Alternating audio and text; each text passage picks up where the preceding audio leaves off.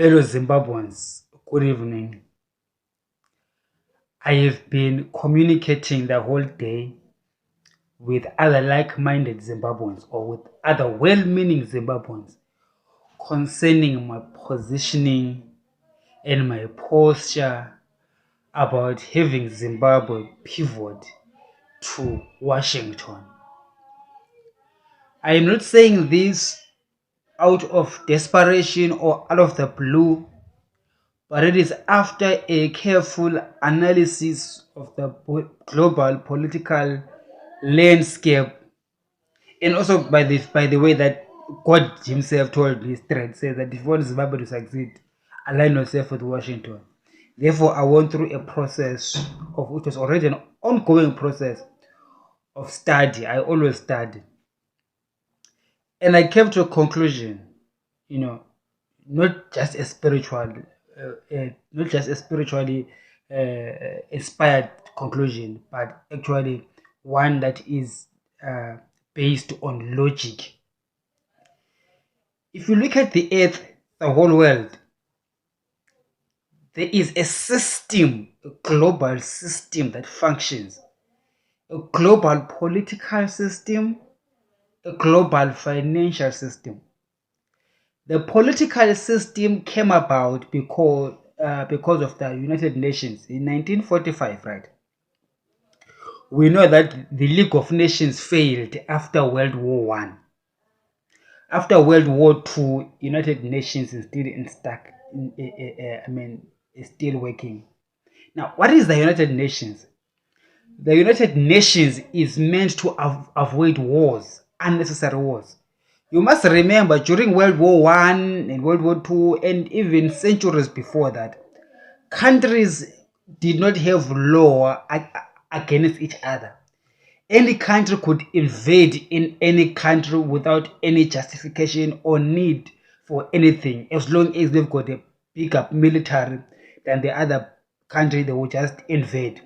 Nobody owned anything. There was no rule of law. If ever a society had a rule of law, it has to be something that was contained or maintained within that society or that nation.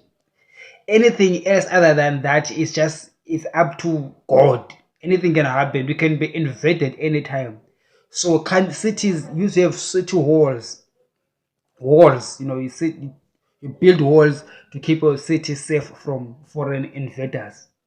Now, because of that, for the promotion of global peace, we had a world order. And that world order is based on rules enforced by the United Nations. Of course, the United Nations has got its own limitations, because those limitations exist because the United Nations is not a global government. Okay. The United Nations is a confluence of global governments who come together and set up rules. And the one who enforces those rules are nations. Hallelujah. Okay. Nations enforce rules upon each other. But not all nations are created equally. There is therefore a superpower, a global superpower, which is the United States of America.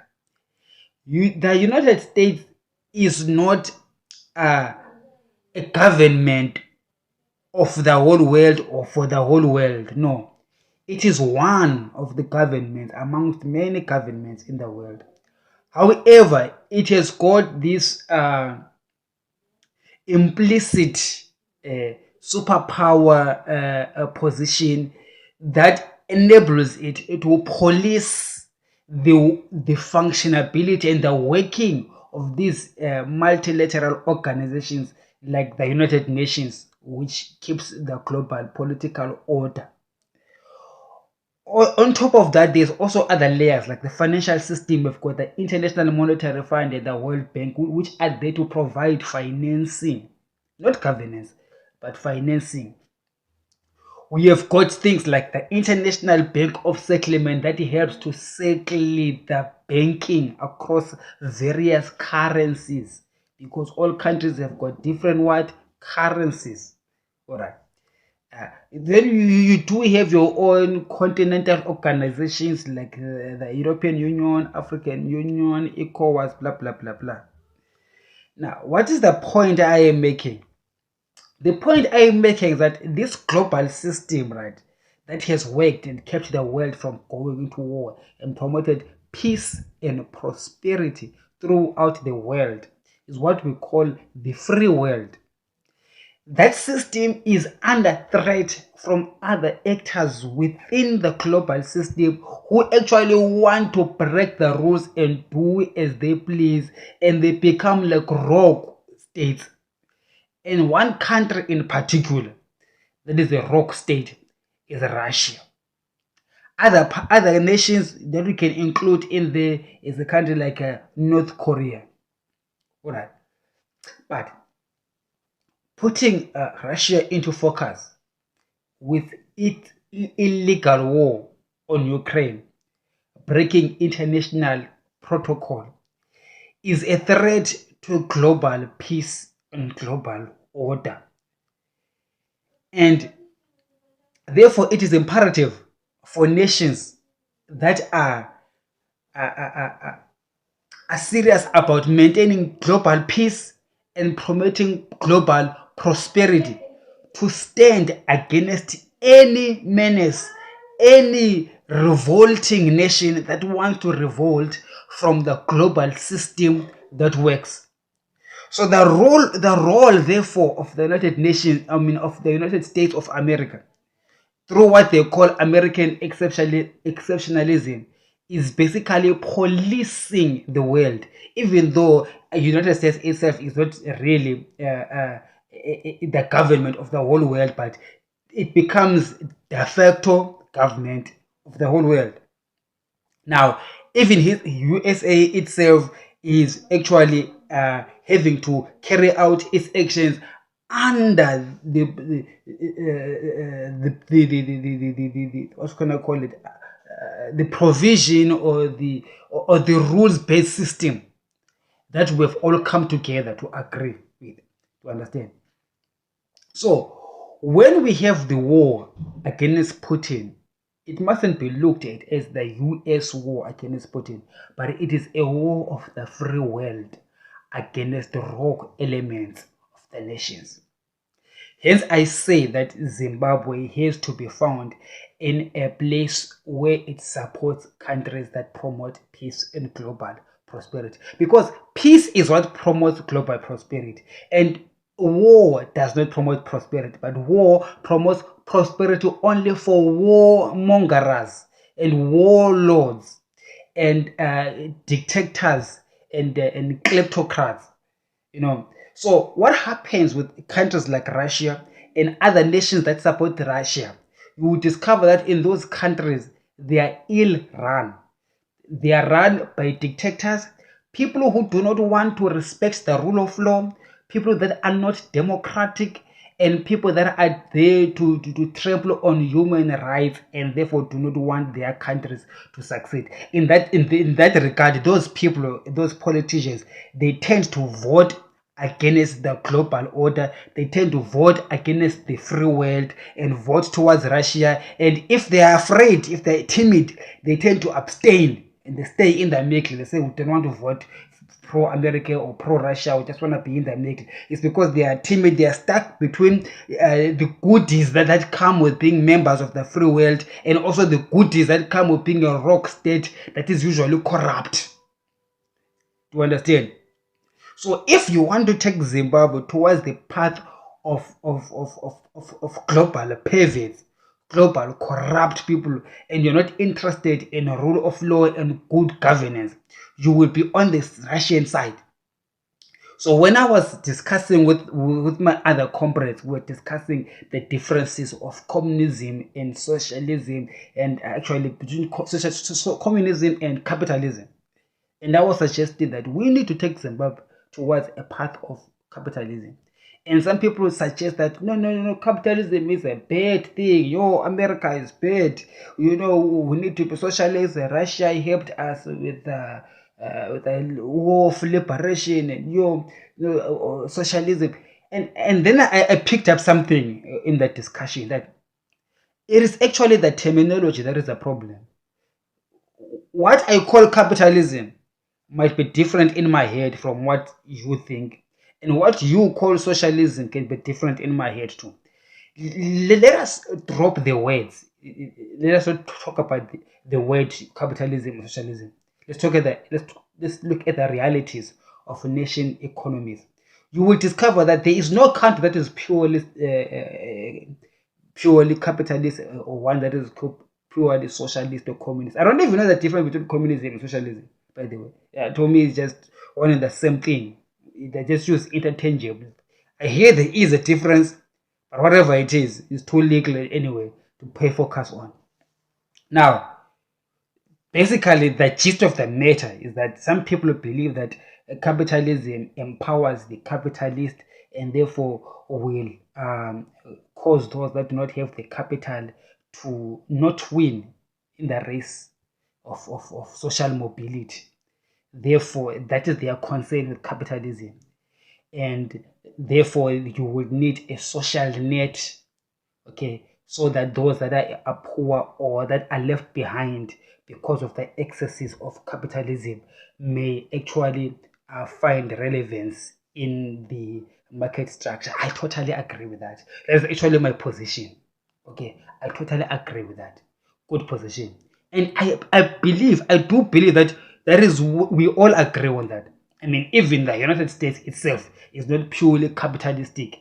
The government intervenes in the market ecosystem of America, and make sure that those that are left behind can be brought in. I mean, talking about affordable health care, talking about the stimulus checks during COVID. That was tantamount to socialism. Also, with people like Bernie Sanders, who are able to arouse so much support within the Democratic Party, will tell you that even the political sentiment of the United States is not 100% purely capitalism. Yet we do know that globally, like capitalism as a concept is universally accepted, not by law but by the very nature of the human beings. Human beings are by their very nature capitalistic, but at the same time, they have got a heart that has got socialistic ideologies. You get what I'm saying? Even as individuals. So even governments do have social needs.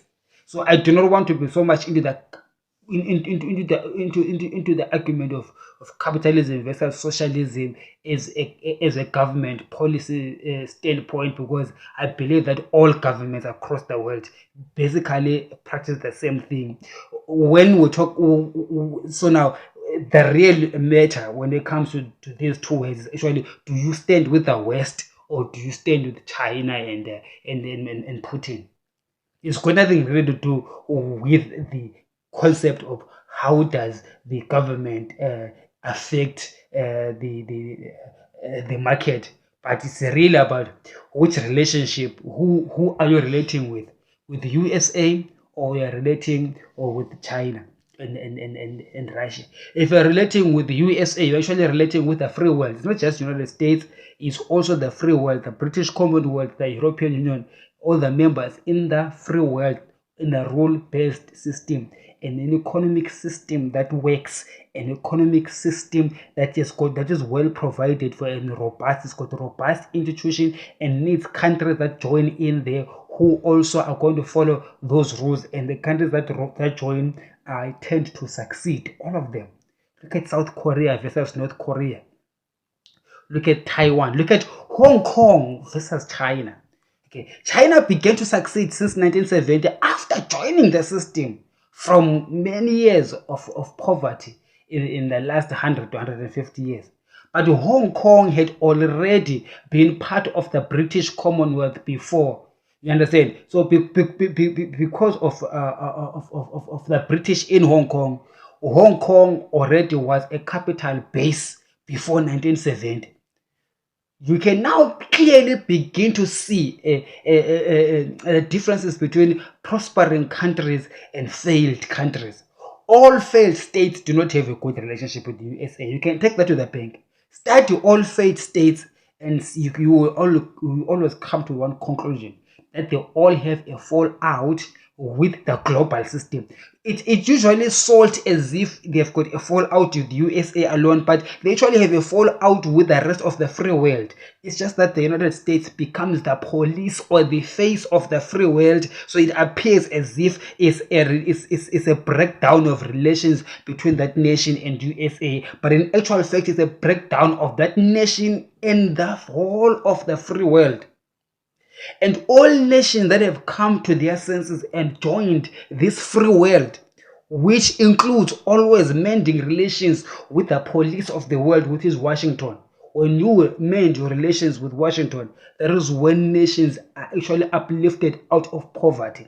Then you're going to ask me, so how does that work? It works because once you get into that global order, your country therefore can tap into the capital markets of the free world. And why would the capital markets of the free world suddenly come to your country? They will do so because your country now is living under this rules-based society where the respect of property is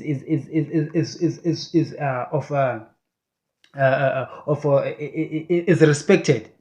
You see, if I'm sitting in New York and I wire $1 billion to a country like Zimbabwe, you understand?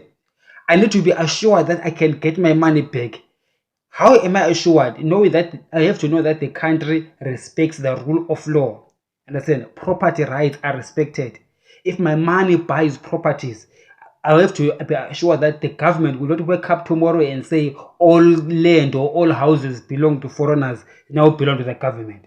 We know how that works practically in these so-called nationalistic countries, whereby they nationalize things. They don't actually really nationalize things, because nationalizing things or assets is taking assets from private hands and giving them to the government, a government which is usually supposed to be owned by the people. That's what they say on paper. But in reality, they take assets owned by foreigners who are usually from the Western world and give them to the locals who are in government, who are in power. So it's a self-enrichment process, transferring wealth from these people that are wealthy in the free world that had invested in that nation. Then the politicians will take it to themselves, for themselves. Those are rogue states. And when that system happens, just like it happened in Zimbabwe, the elements in the free world begin to impose what we call sanctions. Sanctions are meant to be a punishment so that they will bring the country back to order, to the world order. So if your nation is still adamant on being anti-global order, anti-good governance, anti-democracy, your nation will forever stay in sanctions. Look at Cuba. You can stay under sanctions for 80 years, even 100 years. Do you understand? Do you know why? Because there is no way that capital can trust a nation that is not within this global order.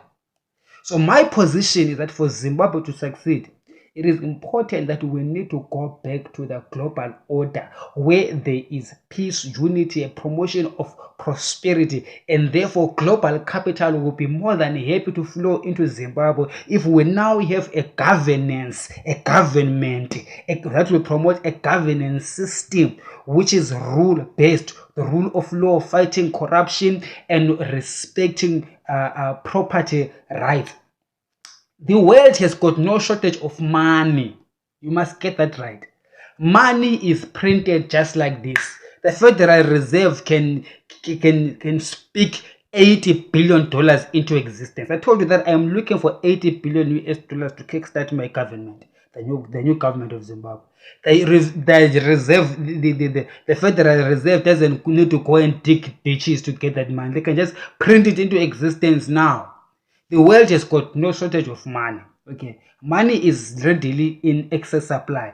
Never mind what the Federal Reserve will print. Let's just talk about the existing finances at the moment. In fact, money managers around the world struggle to find a place where they can put their money to work, where their money can bring forth a return. Therefore, Zimbabwe in itself, which is endowed not only with mineral resources on the ground, but is greatly endowed with human resources. The people, the Zimbabwean populations, the 20 million Zimbabweans, are so much endowed with abilities and capabilities to take over industries, to run industries, to get things done, to actually work the economy and bring out a positive return on investment for global capital. And exactly that is what global capital is looking for. Unfortunately, in Zimbabwe, the governance system is the impediment, therefore, that is blocking this massive supply of foreign capital to coming into the hands of the ordinary black Zimbabweans. So what we have in Zimbabwe, as one of my friends suggested in the afternoon, that what we have in Zimbabwe is not a poverty problem. What we have in Zimbabwe is a governance problem. We've got a problem of governance. We do not have good governance. We just need to put good governance structures in place in Zimbabwe, and we are good to go. You get what I'm saying? All that we need in Zimbabwe is good governance structures. But you see, to have good governance structures, you need to have good people in government. You see, if you've got rogue elements in your country, if thugs are running your country, thugs are running your country, they will therefore align themselves with other rogue nations that seemingly have succeeded in getting off the global order, countries like Russia. That is why you will have things, entities like ZANU-PF being aligned to Russia and also to communist China. But China is a very tricky issue. I don't want to talk too much about China because China is an outlier in this debate that I'm talking about. It really may not feel the bill 100%. Okay. Because China, in my own view, is purely a capitalist country that is pivoted to the West. It's just that their governance system that the CCP uses, the Chinese Communist Party, it might use the word communist, but they do have some level of democracy. Someone might say that there's not democracy, but just because there's one state, one party, doesn't mean that within the framework of that party there is democracy within the framework of CCP itself. You might not be able to form your own party, but inside CCP there is some democracy. But that's besides the point. China is a very, very tricky situation. But if I want to make my point using China, I will tell you that ever since 1970, after China began to have stronger ties with USA, that is when actually the capital of the West, the capital of United States and Europe, began to migrate to China. So you see, the Chinese growth, it did not happen because of the Chinese alone. I hear a lot of Zimbabweans, they say to me, well, you see, we do not need America because Zimbabwe has got the resources on the ground. We've got lithium, we've got gold and diamonds, all those things. Here's the thing, we don't eat lithium, we don't eat gold, we don't eat diamonds. Okay, we need a market for that. You need support mechanism to make the ecosystem work. If you say you can do it on your own, you are lying. Russia will come and overtake you, and other adversaries will come and destroy your system and put thugs in authority, just like they have done today. So what you need to do now, you need to align yourself with another powerful force, which is the structure of the world that is already existing. That's why you need to pivot to the West, and therefore after you pivot to the West, then you use your natural resources in your country, Zimbabwe, and then you grow under the auspices of Washington, not looking to Russia, and actually joining Washington in their war against Putin, who is actually a rogue state that is promoting a radicalism that is breaking the status quo of the world. So there is that as well. So now, what was I saying? I was saying that, so now, you begin to understand or to recognize as you look into this thing more deeply, that actually for us to succeed, therefore Zimbabwe, we need to mend relations with the West. and therefore we need to remove elements in our government structures that is rogue, that is evil-minded, or not intending to uplift the people out of poverty. You cannot tell me that ZANU-PF can go into the elections in 2023 promising to take people out of poverty. Where have they been since 1980? Okay, where have they been? How have they been sleeping on the job? And you cannot tell me that they will blame sanctions. Of course, sanctions have had some debilitating effect on the economy, but it is because there are thugs in power. Thugs need to repent and convert and align themselves with a global system that works. Therefore, it is very imperative for us to get the country working through removing elements from our government that appear to be thuggery, and actually denounce that thuggery and not be afraid of doing so. To understand, let's not be afraid. If we die, we die. Okay, what is not death? If we die, we die. To live is for Christ, to die is to Christ as well. Holy is the Lord. Understand? So we need to understand that there must be a denouncement of the thuggery. There must be a force for change, and changing is not just changing governance, it's changing the direction of government, making sure that therefore we mend our relations with the West, to mend our relationship with Britain and the whole Commonwealth. And therefore you will see a growth, an onslaught of capital. Capital will flow into Zimbabwe like we have never seen before.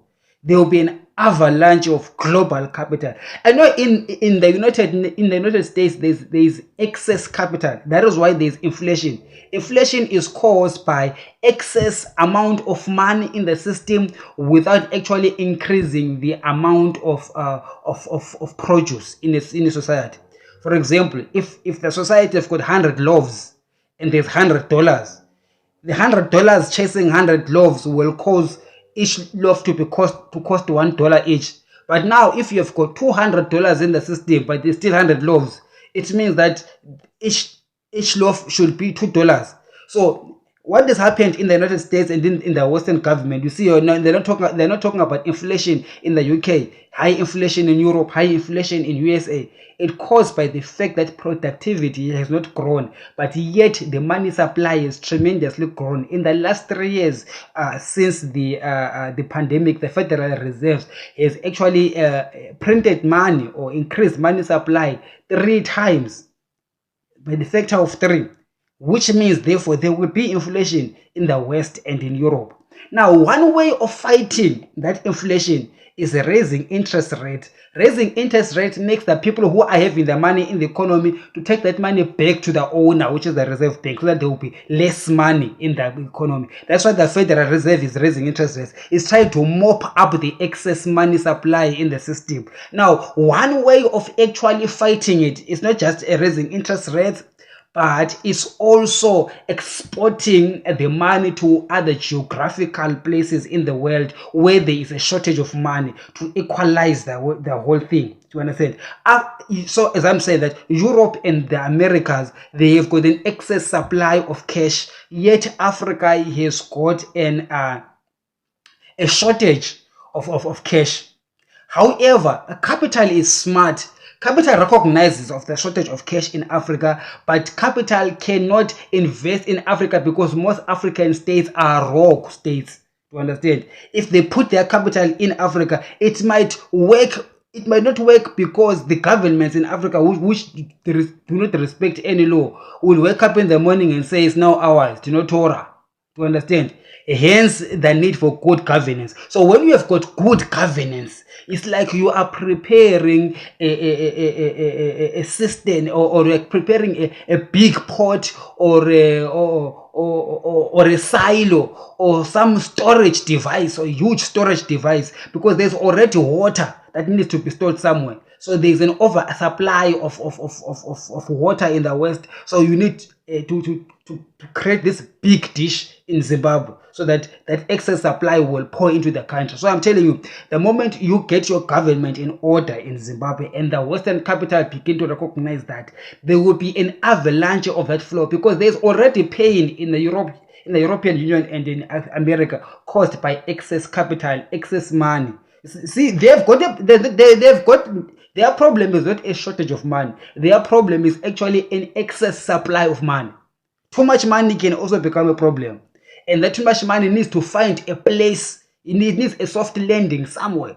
But it cannot land in Africa at the moment due to the state of the African politics. Hence, it is therefore imperative for Zimbabwe to move, and to move very quickly. That's why I'm not waiting for 2023 election. We need to move very quickly now. If this government, that the ZANU-PF government, doesn't want to implode and be out, Emmerson Mnangagwa now has to start making reforms within ZANU-PF, reforms within the government, actually weeding out corruption for real, and actually implementing good governance policies. You understand? Making sure that capital can be able to touch Zimbabwe. But it is very important to do that under this current environment with the current people in charge. So even people matter. So if Emmerson Mnangagwa really loves Zimbabwe, he would resign.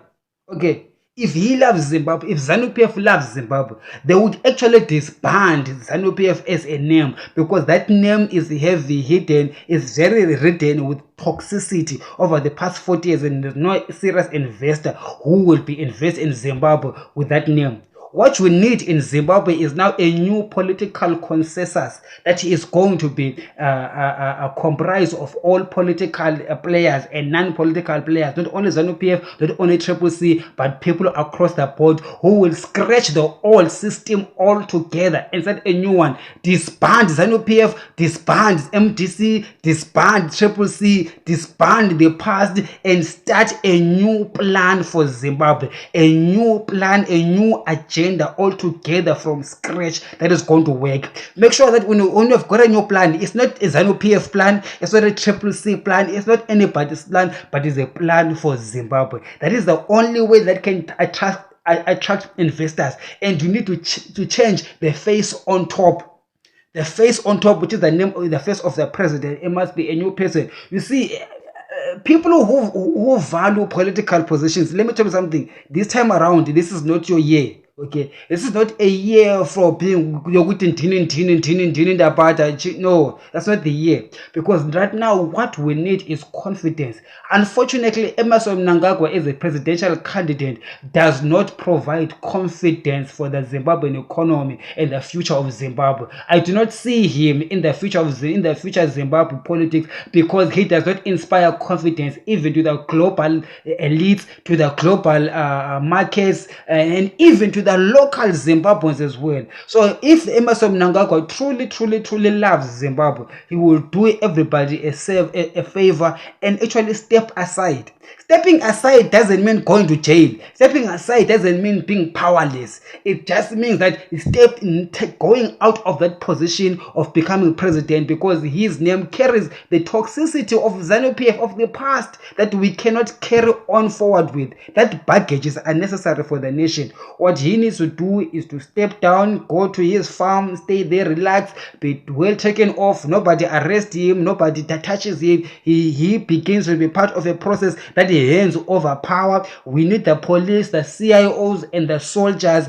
there where they are, the soldiers in the barracks, making sure that this consensus for Zimbabwe actually happens. And we're not there to prosecute any part of the past sins, but it's a reconciliatory note that we must bring on the table for everybody to work together, recognizing therefore that we need to have a functioning country, a country that works for everybody. And if the country works for everybody, everybody will gain. But if we have got a country that works for the few, a time is gonna come for the few if they are not listening to what I'm saying. If you think that what I'm saying is foolish, a time is going to come for those that are few and powerful. As I've been telling you in this channel, that walls are closing in, and wars are closing in. You shall come to a situation that is dire, and the walls will close in so much that the oxygen will not be present for you to breathe. The walls of the nation and the walls of the international agenda will be so much pronounced over the agenda of ZANU-PF, such that they will be able to squash you and break you apart and break your bones. There will be no place for you to hide, ZANU-PF.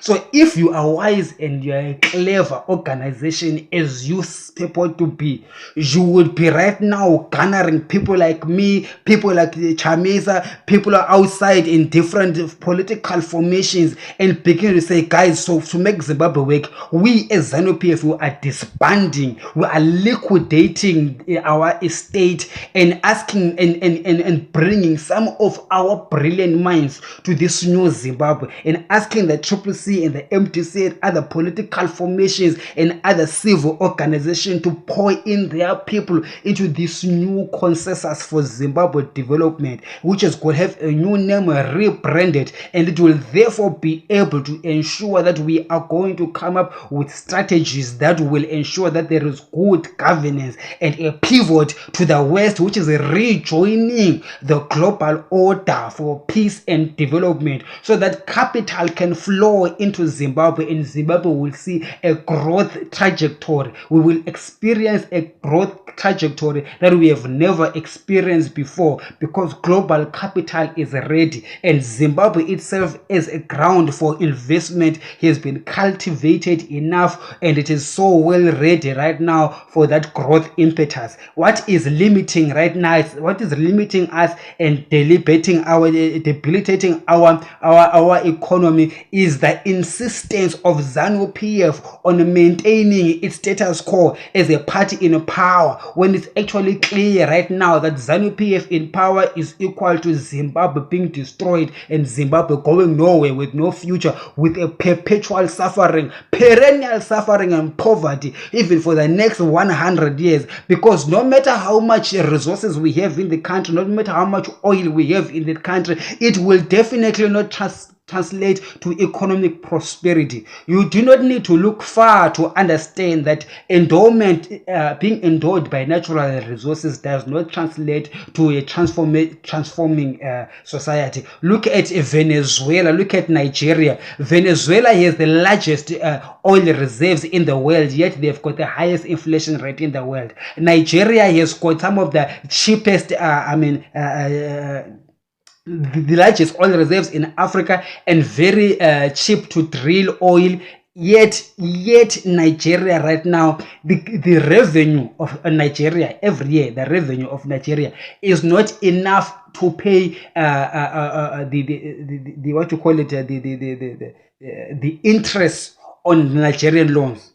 Understand? The interest itself, the interest not on the loans, the interest on the loans, the interest per year is larger than the receipts, the money that the Nigerian government receives a year, which means that the day when Nigeria defaults is going to be on a colossal stage. That country is set up for a failure that Zimbabwe has never seen. Zimbabwe is nothing.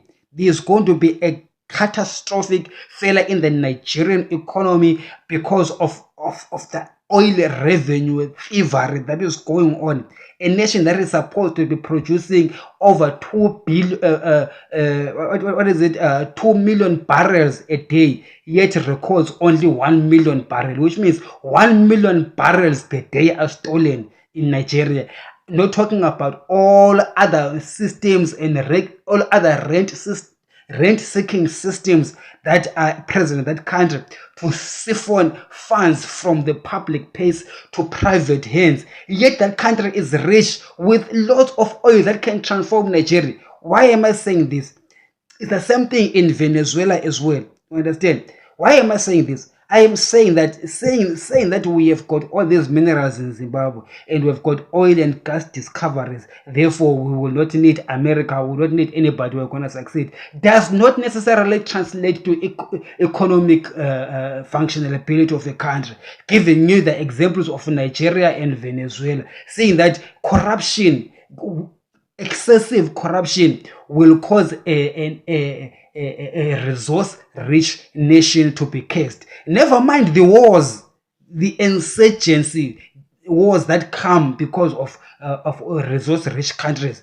Just the corruption in government. In Zimbabwe right now, at the moment, we are not worried about insurgents, even though I do believe that they could, it's a possibility.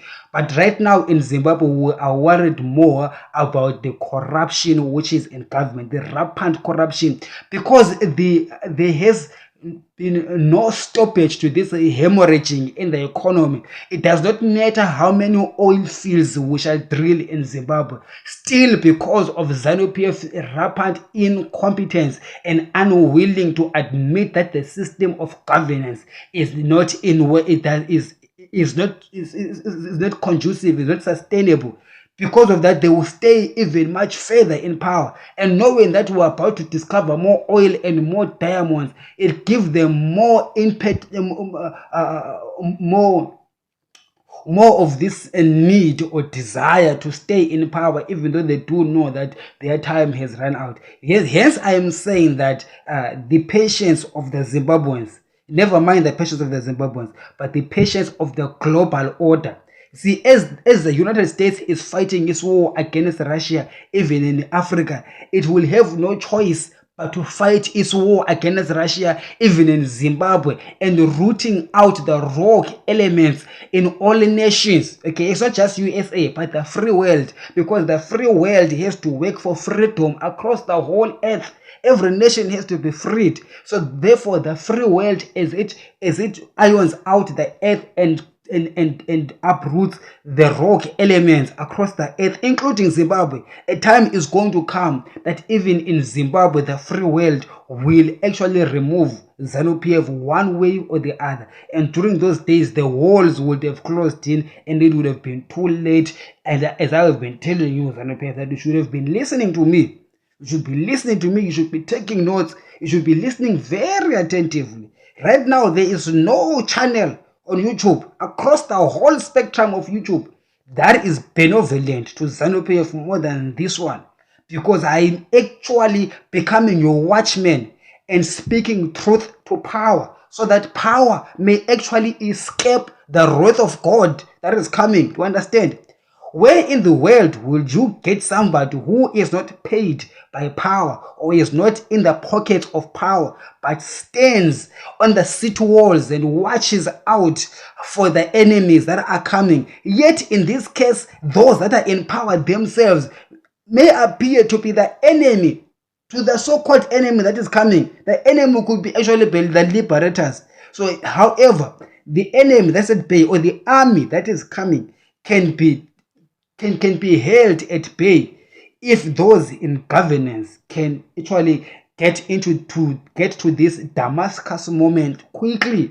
before time runs out. Because if time runs out, there will be nothing that I will say or do except to tell those in power that it is time to surrender now, as we have been telling you all along what to do, but you have been undermining me, thinking that I am speaking my own mind and I'm speaking things that are not there. I'm speaking visions that I see in my own foolishness or whatsoever. But on that day, says the Spirit of the living God, you shall know that God lives and He is a judge of all nations. So let it rest, son. Thank you very much.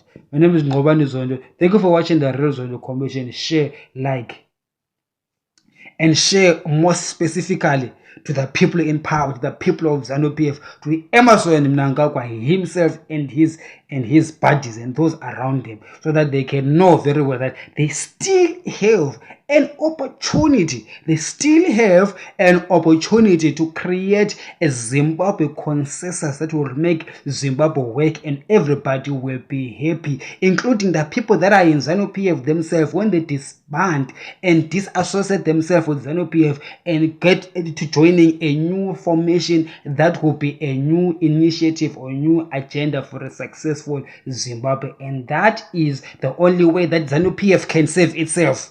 However, when the global apparatus get into Zimbabwe, there is a possibility that the war might not only be financial or political, but it may also be a military war, which might come for whatever reason. I've been speaking about possibilities of a military strike in Zimbabwe, you can have to look at some of the videos that I've been making. I've been making a lot of future possibilities.